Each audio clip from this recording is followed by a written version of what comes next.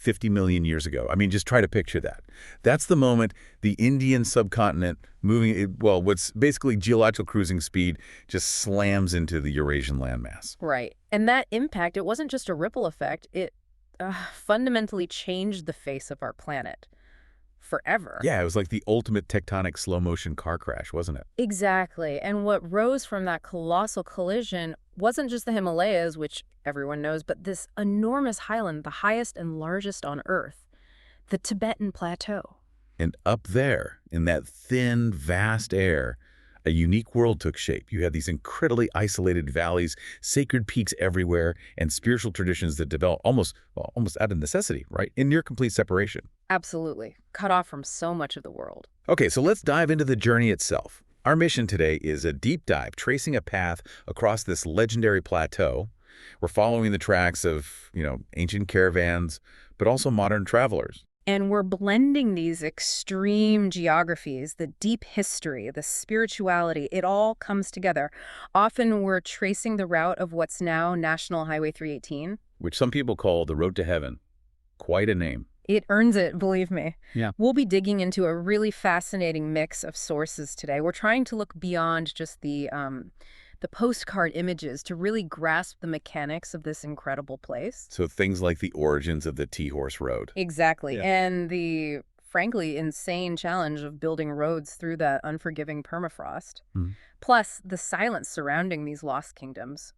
It's quite haunting. And underpinning it all, this enduring, almost transformative power of pilgrimage across the roof of the world. Yeah, it really is a study in how physical extremes can sort of enforce spiritual depth. It's fascinating. All right, so let's start the journey in the east, in the Cham region. Geographically speaking, this place is dramatic right off the bat. Oh, absolutely. The sources describe it as this geological collision point where the terrain just fractured into these massive folds. Yeah, we're talking about an area where 3 of Asia's great rivers, the Mekong, the Salween, and the Yangtze, are running almost side by side. Parallel, yeah. Cutting these incredibly deep, almost vertical gorges through the mountains. It's stunning. And that convergence, the water and the high peaks, it really defined Chamo's historical role, didn't it? It became the gateway. It really did. This marked the start of the ancient T-Horse Road. Just think about the logistics for a second. T, specifically those pure bricks from Yunnan. Right, the compressed stuff. Yeah. That had to be carried over immense mountain passes, often strapped to the backs of human porters or maybe rugged yak caravans just to get it all the way to Lhasa. And this wasn't just like a casual delivery run. These caravans were often walking for months. Right. And the loads, punishing. Unbelievably so. Sources estimate porters carried maybe 60 to 90 kilograms. I mean, can you imagine? The incredible hardship of this trade route meant it carried much more than just goods. It became a conduit for culture. Exactly. The T-Horse Road carried culture, language, belief systems. The tea itself, pressed into those bricks, wasn't just portable currency, although it was valuable. Right, like gold almost. Well, sometimes even more so, but it was also a cultural ambassador. This trade cemented Tibet's connections with its neighbors and fundamentally shaped its spiritual economy. It created wealth that funded the great monasteries. And that ancient, really punishing path, it has a modern echo, doesn't it? National Highway 318. It does. It's one of China's longest, most iconic roads, stretches over 5,000 kilometers. But it's that Tibetan section, that's the one that really earned the legendary reputation, the road to heaven, because of the altitude, the difficulty. And it's seen a kind of spiritual transformation, too. Oh, absolutely. The sheer scale of the journey, even on the modern road, means travelers, both religious folks and secular adventurers, still treat this stretch with deep reverence. I mean, like actual pilgrimages. Yeah, you see people performing pilgrimages, walking, or maybe hitchhiking the entire Tibetan section as a form of devotion. It turns the physical act of enduring the journey, the cold, the altitude sickness, the sheer exhaustion into a kind of cleansing, a spiritual practice. Wow. And further into Chamo, we find one of the most striking visuals tied directly to this mix of trade and faith. The ancient salt pans of Markham. Ah, the salt pans. They're incredible. What's fascinating here is the visual impact and, frankly, the engineering. You've got hundreds of these salt pans carved right into the red rock cliffs, Forming these geometric terraces. It looks almost like a huge tapestry, doesn't it? Like some ancient civilization planned it all out. It really does, and sources suggest these fields are, get this, over 1,300 years old. And they're still worked entirely by hand today, using these really traditional techniques to capture the brine that seeps out. And that salt wasn't just for seasoning food. Historically, it was way more valuable. Oh, hugely valuable. We're talking about a critical commodity. In Old Tibet, salt for markram was, at times, literally more valuable than silver. More than silver. Wow. Yeah, because it was absolutely essential for preserving meat, flavoring the butter tea that's so central to Tibetan life, and just sustaining life at that kind of altitude. It was a core pillar of the trade economy, carried by those yak caravans all across the mountains. But the economy around it is, well, it's deeply spiritual, isn't it? That seems key. That's a crucial insight, yeah. The salt pans aren't just inherited like, regular property. They're passed down within families as a spiritual inheritance. A karmic booty, almost. So the work itself is part of that. Absolutely. The extremely difficult labor of working those pans, which can be scorching hot or freezing cold depending on the season, is viewed as merit-making. It's tied to your lineage, to your place. The annual harvest is marked by rituals and prayers. The act of labor itself is devotion. That theme of difficult labor, it brings us to the incredible engineering needed just to cross this land, especially dealing with Tibet's geology. Like, how on earth do you build a lasting highway on permafrost? Permafrost. That's the ultimate high-altitude challenge for engineers. You've got ground that's permanently frozen, right? But the top layer thaws in the summer. And when it thaws, it moves. It expands, yeah. And that causes the road surface to buckle, crack, sometimes just collapse entirely. Engineers have had to develop some pretty amazing methods, things like thermal isolation techniques, building ventilated roadbeds. Ventilated, like with air flowing underneath. Exactly. Or even incorporating cooling pipes or elements into the roadbed itself to actively keep the ground beneath the asphalt permanently frozen. Otherwise, the road just won't survive the seasonal freeze-thaw cycles. It's a constant battle. And the difficulty of the road itself becomes part of the legend. I mean, nowhere more so than the notorious Jang 72 turns. Oh, the 72 turns. This section is almost mythical. It's this breathtaking descent. You drop over 1,000 meters. A full kilometer down. Yeah. Through 72 hairpin bends, literally carved into a near-vertical cliff face.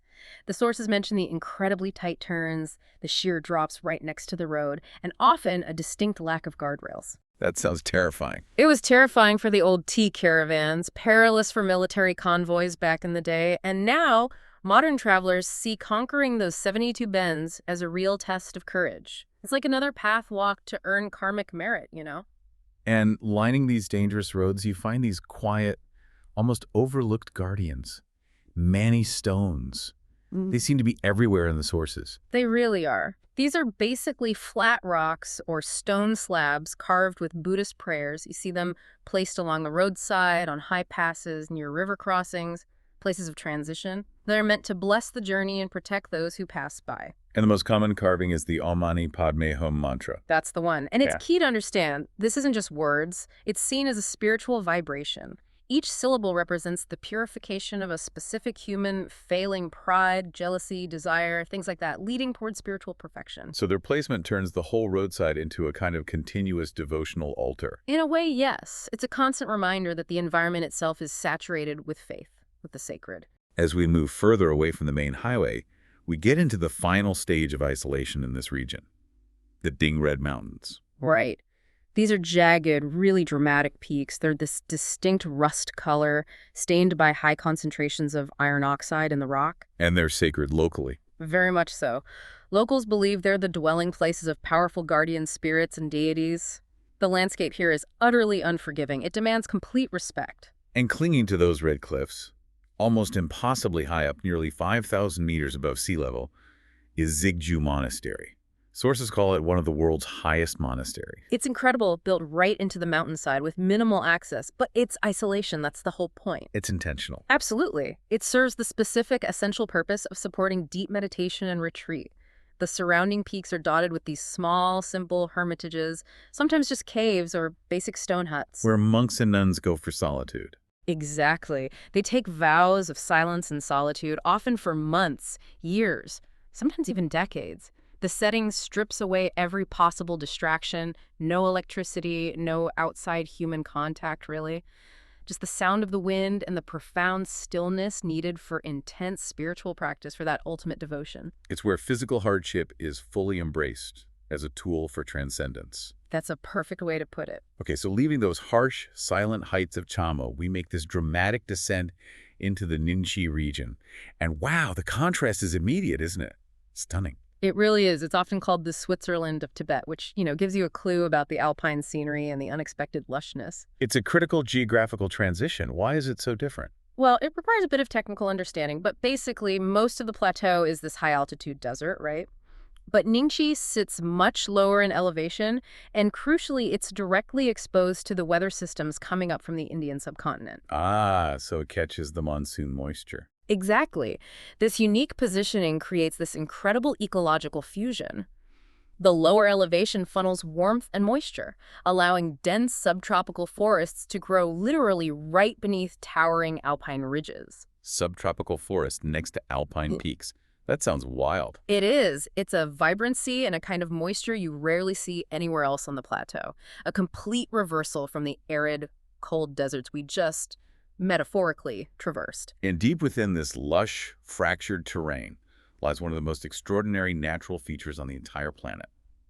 The Yarlung Tsangpo Grand Canyon. I mean, the scale here is almost impossible to comprehend. It's the deepest canyon on Earth. The scale is just staggering. The canyon plunges over 5,300 meters from the rim down to the riverbed. So deeper than the Grand Canyon in the U.S. Significantly deeper. The Grand Canyon only cuts down about 1,800 meters. The sheer power of the river here, which eventually becomes the mighty Brahmaputra downstream, it just carves this incredibly volatile route through sheer cliffs and dense jungle. And it's hard to explore. Extremely. Because the terrain is so difficult and the weather so volatile, it's earned this reputation as the world's last great uncharted gorge. Honestly, we still don't know everything about its deepest sections. And all that rainfall you mentioned, it fuels this region, creating that amazing convergence of ecosystems. You've got the Himalayas basically tumbling into a rainforest. With mist perpetually clinging to the ridgelines, it really feels like an area where nature just refuses to be constrained. It's incredibly dynamic. Dynamic meaning dangerous too. Often, yes. Landslides, rock falls, they're constantly reshaping the slopes. And right at the very heart of this immense canyon system, the river does something extraordinary. It makes this dramatic, almost impossible 180-degree bend, a giant hairpin turn around a single massive sentinel peak. Namcha Barwa. Namcha Barwa, that's a big one, right? Over 7,700 meters. Yep, 7,700 meters. It's the easternmost Himalayan peak, over 7,000 meters. But its real fame comes from its nickname, the Shy Mountain. The Shy Mountain? Why shy? Because it's almost always veiled in cloud and mist. Getting a clear view of the summit is incredibly rare. It's almost legendary when it happens. And in Tibetan tradition, it's more than just a mountain. Oh, much more. It's seen as a sacred male deity, sometimes visualized as the spear that pierces the sky. And crucially, it's believed to guard the entrance to Pimako. Pimako, what's that? Pimako is a legendary hidden land, a place of spiritual awakening, kind of like a Tibetan Shangri-La. The belief holds that only those with exceptional purity of heart, really pure karma, can ever glimpse the Namcha Barwa summit clearly. And by seeing it, they gain entrance. That's the idea. The mountain is seen as testing the pilgrims who approach it. Are they worthy? And the usual viewpoint for trying to see this elusive giant is Sayila Pass. This sounds like a place where, on those rare, clear mornings, the material and spiritual worlds really blur. What makes the pass itself so sacred? It acts as a sacred threshold. The pass is absolutely lined, choked sometimes, with millions of prayer flags. It's an incredible visual representation of offering and belief. And the colors of the flags, they mean something specific, right? They do. The sources remind us the colors aren't just random. They represent the 5 elements central to Tibetan cosmology. Blue for the sky, white for air or wind, red for fire, green for water, and yellow for earth. So, as the wind whips through the pass, it's not just fluttering the flags. It's believed to be lifting those colored offerings, carrying the prayers printed on the flags up to the unseen forces, to the deities, to Namcha Barwa itself. It's like a constant sensory reminder to travelers that they're at a boundary, a threshold between the everyday world and the great spiritual beyond represented by the Shy Mountain. Precisely. It's powerful. And as if to underline the almost magical quality of this region, Ningxi offers this fleeting natural miracle every spring. the Peach Blossom Valley. Ah, yes. This is just a stunning contradiction.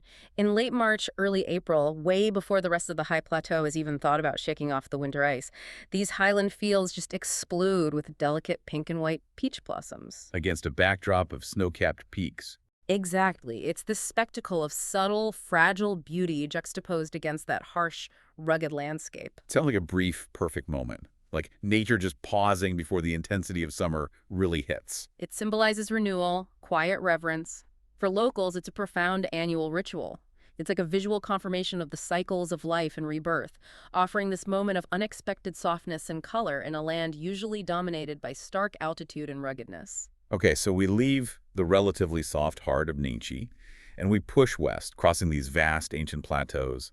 The land rises again, the air thins noticeably, and the noise of civilization just fades. It settles into this deep stillness.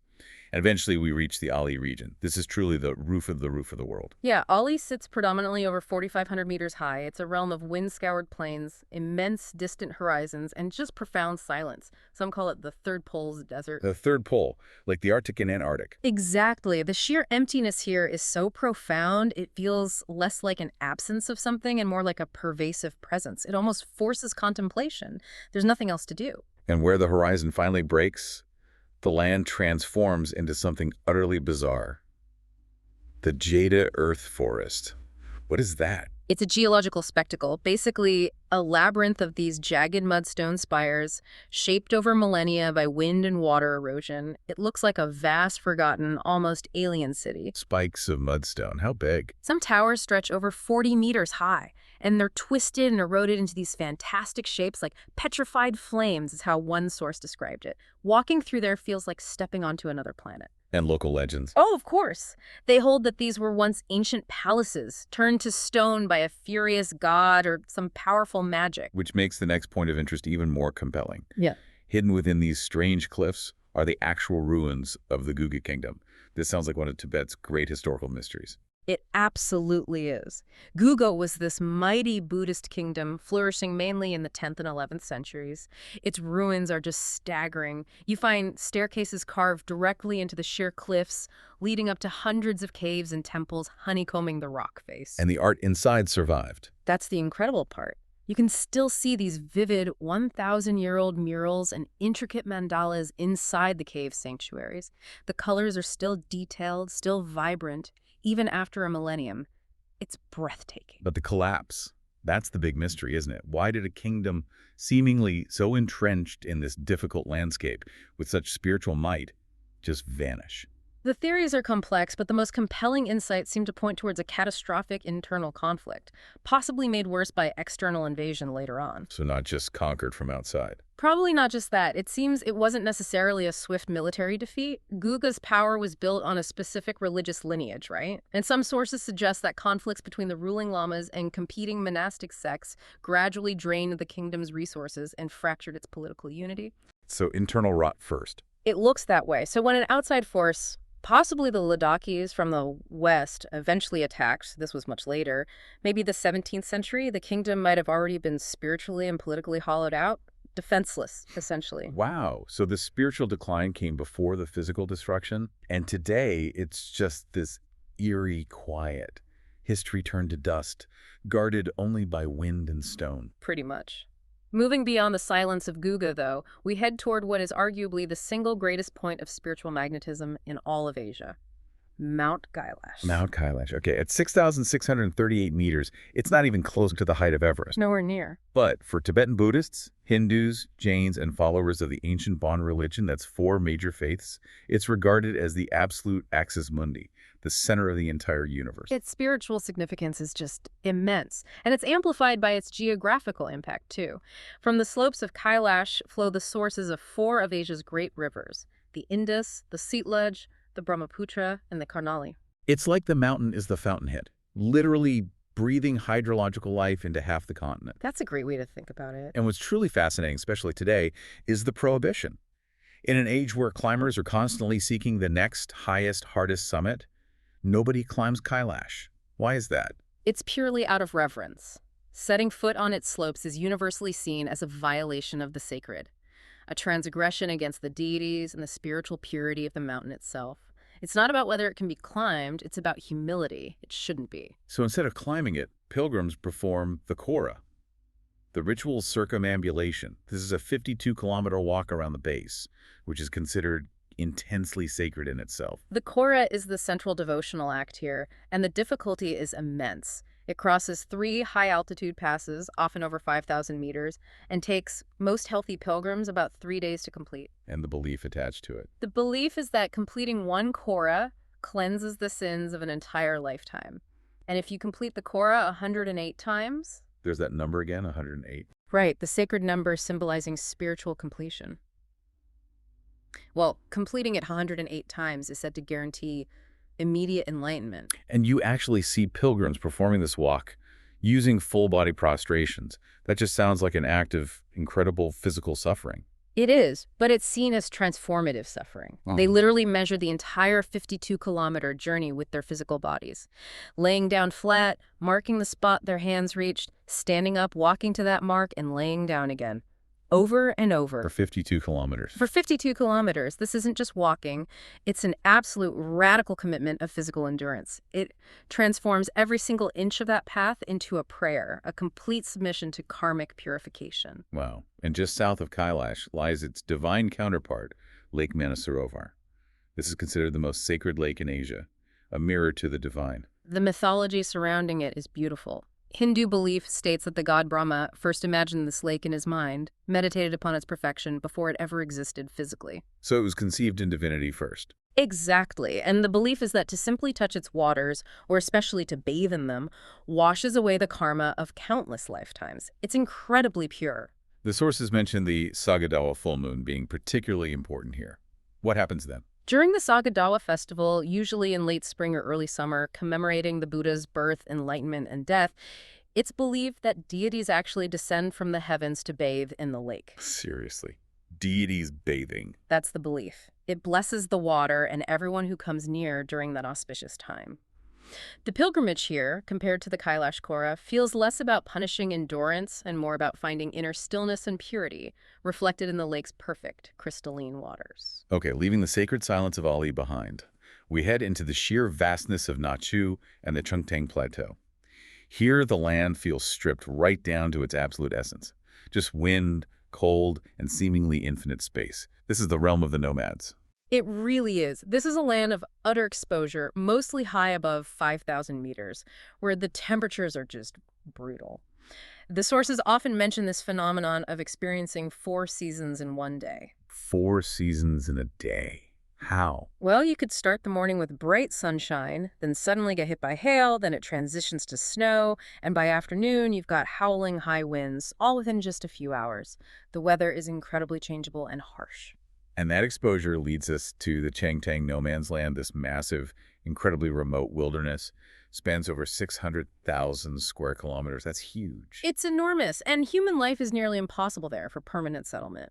It's the protected heart of the high plateau, really. But it's home to some of the most resilient life forms on Earth. Like the nomads themselves. Exactly. The nomads trace these ancient seasonal routes, and they've developed incredible techniques over centuries to survive the extreme cold and the scarcity of grazing for their yaks and sheep. And it's also prime habitat for the Tibetan antelope, the charu. Ah, the ones with the incredibly fine wool. That's them. Their very existence there is just a testament to resilience. They evolved to endure that extreme cold, often migrating hundreds of kilometers annually across that vast empty space. Yet, even in this brutal landscape, moments of incredible serenity emerge. Like Lake Inamso. At 4,718 meters, it just shimmers like a mirror against the sky. It's stunning. It's one of the world's highest saltwater lakes, and it's known as the Heavenly Lake. It's deeply sacred and connected symbolically to the nearby Mount Yenchen Tongla Range. And there's symbolism in that connection. Yes, very much so. The lake is seen as embodying the feminine water element, perfectly balanced by the strong masculine presence of the mountains, Mount Yenchen Tongla. Ah, like a yin-yang kind of balance. Exactly. It reflects a deep-seated Tibetan belief in the harmony between earth and spirit, where the power and sacredness of the land are often defined by these complementary male and female aspects. And on its remote northwestern edge, there's the sacred Elephant Gate. What's that? It's this amazing natural stone arch carved out by time and wind, that juts out into the water like a giant elephant's trunk drinking from the lake. Wow. And it's seen as significant. It's seen as a portal between worlds, symbolizing the passage from the ordinary material world to the spiritual realm. Historically, hermits actively sought out this spot, meditating beneath the arch to gain maximum solitude and spiritual clarity. It's a power spot. Moving south and east from there, the landscape begins to soften again as we enter the Shigatse region. This area was historically known as the granary of Tibet, right? That's right, because its relatively lower elevation and more fertile valleys allowed for productive agriculture, mainly barley. This agricultural wealth meant Shigatse served as a proud rival and at times a powerful counterbalance to Lhasa for centuries. And its historical importance is monumental, mainly because of Tashil Himpo Monastery. Absolutely. Founded way back in 1447 by the first Dalai Lama, Gendon Drup. But crucially, Tashil Himpo later became the traditional seat of the Panchen Lama. Who is second only to the Dalai Lama in spiritual rank. Exactly. The Panchen Lama holds immense spiritual authority and plays a critical role in the complex process of identifying the reincarnations of the Dalai Lamas and vice versa. So, Tashil Himpo's importance cannot be overstated. And pilgrims walk the monastery's kora, spinning thousands of prayer wheels. We hear that each turn of a wheel releases the merit of thousands of spoken prayers. How does that mechanism supposedly work? It's like spiritual efficiency. The prayer wheel, or mani wheel as it's called, contains countless copies of mantras, usually Om Mani Padme Hum, printed tightly on paper scrolls wrapped around a central spindle. Okay. So when you spin the wheel clockwise, the kinetic energy of the rotation is believed to instantaneously activate and disperse the spiritual energy, the blessings of all those mantras contained within it out into the environment. So it's not just for the person spinning it. No, it's an act of accumulated merit. A physically expressed continuous prayer that's believed to purify negative karma not just for the spinner, but for all sentient beings in the vicinity and beyond. Not far away from Tashil Himpo stands Giant Sedzong, a really striking hilltop fortress. It's sometimes called the Little Potala of the West. But its legacy seems to be one of fierce, violent resistance, not just spiritual calm. Yeah, this is where the physical scars of history are perhaps most poignant on our journey. The fortress was the site of a brutal confrontation during the 1904 British military expedition led by Young Husband. Ah, the invasion. Right. The sources vividly describe the sheer imbalance of forces. You had local defenders, Tibetan soldiers, but also many civilian volunteers armed with, swords, old matchlock guns, maybe some muskets. Against modern British artillery and Maxim machine gun? Exactly. They were completely outmatched technologically. But the defense was incredibly fierce. It culminated in a 3-day siege where the Tibetans, despite suffering heavy losses, refused to surrender until the fortress walls were literally breached and the position was overrun. And the damage is still visible. Oh, yeah. The scorched stone, the fractured ramparts, you can still see holes from artillery shells in the walls. It remains today as this quiet, powerful record of that resistance, a monument to national resilience, really. And right at the foot of that scarred fortress lies Palkor Monastery, which is home to the Gans Kumbum, Tibet's largest stupa. That sounds like an incredible architectural feat. The Kumbum is really unique, primarily because of its structure. It's not just a solid stupa. It has 9 ascending tiers or levels and contains 108 separate chapels within those tiers. 108 chapels. Yeah. And it forms a kind of walkable 3-dimensional mandala. That's the key insight here. A mandala is a symbolic diagram of the cosmos, right? Right. So walking the 9 tiers of the Kumbum, visiting the chapels in sequence, is designed as a physical and spiritual journey through the stages of enlightenment. It guides the visitor upward from the earthly realm depicted at the base towards the celestial planes of Buddhahood represented at the top. And its uniqueness also lies in its spiritual unity. It brings different traditions together. Yes, that's very rare and important. Unlike many monasteries in Tibet, which are dominated by a single sect or school, the Kumbum uniquely brings together 3 major Tibetan Buddhist traditions, the Gelug, the Sakya, and the Kagyu, all within this single sacred space. Each tradition has chapels dedicated to its specific deities and lineage holders. So it's a rare architectural expression of doctrinal harmony, in a way. You could definitely say that. It's quite special. Finally, we have to talk about the Thangka art associated with Palkor and other monasteries. These are sacred scrolls, but they're described not just as decoration, but as visual scriptures. What does that mean? Thangka painting is incredibly high art, but it's infused with profound spiritual purpose. Every single element, every color used, every posture of a deity, every hand gesture, mudra, every object depicted, the placement of figures holds deep iconographic meaning. So it's like reading a visual language. Exactly. It offers a path to enlightenment through focused contemplation of the image itself. The precision required is immense. For instance, deities must be drawn according to strict, geometrically perfect proportions laid out in ancient texts. There's no room for artistic license in the core iconography. And the process of creating one is intensely spiritual itself. Oh, absolutely. It can take months, sometimes even years, to complete a single thangka, depending on its complexity and size. The entire process is considered a form of deep meditation for the artist. So the artist has to prepare. Yes, they must prepare ritually, often reciting specific mantras related to the deity they're painting, and they have to maintain a purified, focused mental state throughout the work. They're not just painting, they are believed to be channeling divine energy and creating a sacred object, a portal for meditation and blessings, often under strict ritual oversight from a lama. Okay, as we approach the final destinations on this journey, the landscape demands one last, almost dizzying ascent. The path towards Gewula Pass begins with the famous 108 bends, literally etched into the mountainside. That number, 108, it keeps surfacing. Why is it so significant again? Yeah, 108. It's widely regarded as the sacred number of spiritual completion throughout many Asian faiths, including Buddhism and Hinduism. We see it everywhere. Yeah. The number of beads on a Buddhist mala or rosary. Right, the prayer beads. The traditional number of kleshas or defilements to overcome, the number of sacred sites in some traditions. There's even an astronomical interpretation relating it to the distances between the Earth, Sun, and Moon. So Yeah. to physically ascend 108 bends is like completing a ritualistic purification before reaching the ultimate vista. And at Gewula Pass itself, sitting way up there above 5,000 meters, the view is Yeah. just legendary. It is arguably the ultimate Himalayan mountain viewpoint accessible by road. From that single vantage point, the horizon just reveals this impossible wall of white giants. On a clear day, you can see 5 of the world's 14 8,000-meter peaks standing shoulder to shoulder. Makalu, Hakse, Everest, Cho-Oyu, and Shishapangma further off. 5 8,000-meter peaks at once. Yep.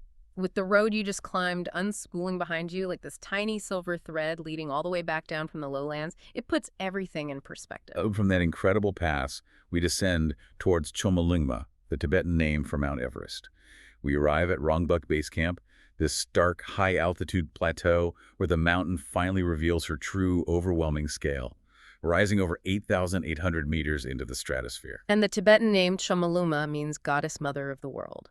The immense scale you witness there, it just strips away any human arrogance. Rongbuk Monastery, one of the highest in the world, stands right there in its shadow, acting almost like a final spiritual threshold. And the altitude itself forces reverence. It really does. The air is so thin, oxygen levels are nearly half what they are at sea level.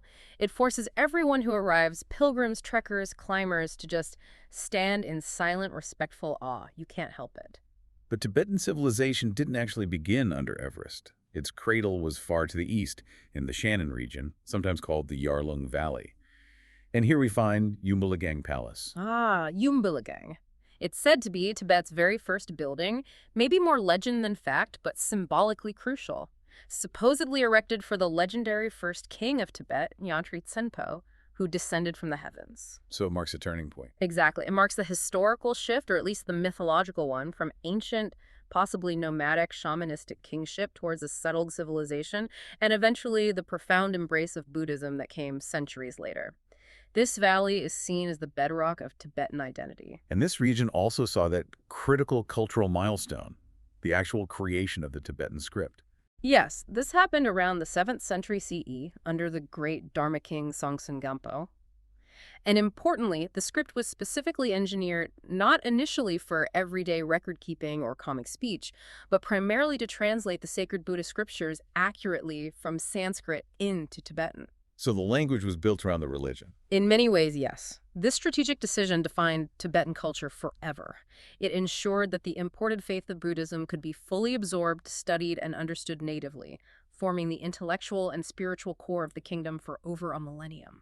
And then, closer to Lhasa, there's the stunning site of Yamtroso Lake, often called the turquoise heart of Tibet. Yamdrotso is just breathtaking. It's often described as a mirror of the turquoise sky resting right on the chest of the earth. It's one of the three holiest lakes in Tibet, along with Namso and Manasrovar. And its shape is significant. Very much so. Viewed from the high passes surrounding it, its intricate, twisting shape strikingly resembles a scorpion. A scorpion. Why a scorpion? In Tibetan symbolism, the scorpion isn't necessarily negative. It's often interpreted as a powerful symbol of hidden strength, transformation, and divine protection, guarding the land against harmful forces. And the belief tied to this lake, it sounds intensely critical, almost like it affects the survival of the entire region. It's considered an existential belief, yes. Locals traditionally hold that the lake's spiritual vitality and its physical water level are tied directly to the well-being and survival of Tibet as a whole. Seriously. Yes. The belief is that if Yamdrotso were ever to dry up, or if its sacred waters were somehow depleted or polluted, the land itself would become uninhabitable, and the unique Tibetan culture would vanish. It enforces this deep, inherent conservation ethic, born from spiritual conviction. And finally, the ultimate destination for so many, the point drawing pilgrims who, as we heard, might have prostrated themselves for thousands of kilometers. Lhasa, the place of the gods. Lhasa. At 3,650 meters, it's relatively low compared to some places we've discussed, but it has remained the undisputed cultural, religious, and historical center of Tibet for over 1,000 years. And when you see pilgrims arriving, some utterly exhausted but radiant after their immense journeys, you understand its power. And the Barkor circuit around the central Jokang temple, it's more than just a street. Oh, much more. The Barker circuit becomes this living river of devotion. You're swept along in a clockwise current of pilgrims chanting, spinning handheld prayer wheels, murmuring mantras. The air is thick with the scent of juniper incense and melting yak butter lamps. It's incredibly atmospheric. And the Jokang temple itself is the absolute heart of it all. The Jokang is considered the most sacred temple in all of Tibetan Buddhism. Its founding dates back to the 7th century. Inside, its most precious treasure is the Jowo Shakyamuni statue. What's special about that statue? It's believed to have been crafted during the Buddha's lifetime, possibly in India, and consecrated by the Buddha himself. Whether historically accurate or not, the belief is profound. Because of this direct connection, it's the single most sacred representation of the Buddha in Tibet, drawing pilgrims from every corner of the plateau like a spiritual magnet. And then, towering above the city, dominating the skyline from almost anywhere, is the Potala Palace, Tibet's most iconic landmark, surely. Without a doubt. The Potala is just this monumental 13-story fortress of faith containing over 1,000 rooms. It served as the winter palace of the Dalai Lamas and the seat of the Tibetan government for centuries. It's the former political and spiritual heart. And the architecture itself reflects that dual role. You mentioned a division. Yes, this is a key insight. The palace is physically divided into two major sections, visible by their colors. You have the White Palace, the larger outer section. This was used primarily for secular governance, administration, holding audiences, and housing the living quarters of the Dalai Lama and his retinue. It was the center of political life. And the Red Palace. The Red Palace is the higher, central, crimson-colored portion. This part is dedicated entirely to religious functions. It houses the incredibly ornate, golden, jewel-adorned stupas, which are actually tombs containing the remains of previous Dalai Lamas. It also holds numerous chapels, precious relics, and vast libraries of sacred scriptures. So the structure itself symbolizes that unique Tibetan unity of spiritual and temporal authority that once defined the nation. Exactly. It's an enduring symbol of that system. Every winding stairway, every dimly lit chapel, every echoing chamber holds centuries of history and devotion. It reminds you that in Tibet, tradition doesn't just fade away. It continues, quietly, faithfully, always seemingly reaching upward, towards the next high pass, the next sacred peak. #head outro. So as we kind of synthesize this immense journey we've traced across the plateau, I think the central theme that keeps emerging is how the land and belief are just inseparable in Tibet. Physical endurance, whether it's walking the highway for devotion, performing the kora around Kailash, maintaining those ancient salt pans, or enduring the profound isolation of a mountain hermitage. It's not just suffering for suffering's sake. Not at all. It's seen as a transformative karmic practice, a practice almost enforced by the extreme environment itself. And it's believed to lead directly towards spiritual purification and liberation. Yeah, and what's fascinating is how that extreme isolation we discussed right from that initial geological collision 50 million years ago that physically isolated the plateau, through to the remote location of places like the Guga Kingdom and those high cliffside hermitages at Zigju. That isolation didn't stunt the culture, did it? No, quite the opposite. It seems instead that the isolation forced this intense internal focus. It forged an identity of profound resilience, introspection, and unparalleled spiritual depth. The land itself, the harshness, the beauty, the silence, it became the ultimate guru, in a way. It really did. It created a civilization that, at its heart, measured the value of life perhaps less by material accumulation and more by the merit accumulated on one's journey, both physical and spiritual. And that leads us to the thought we want to leave you, the listener, with. Since so much of the source material emphasized the profound importance of silence, stillness, and solitude. Think of the meditating monks at Zigju, the almost deafening quiet in the Ali Desert, the hermit seeking refuge near Lake Namso. What might you gain if you consciously removed all the noise, all the distraction from your own life, even just for a day or a week? Or what if you committed to a period of genuine solitude? What profound truths about your own inner map, your own path, might emerge only when the constant noise of the modern world finally disappears?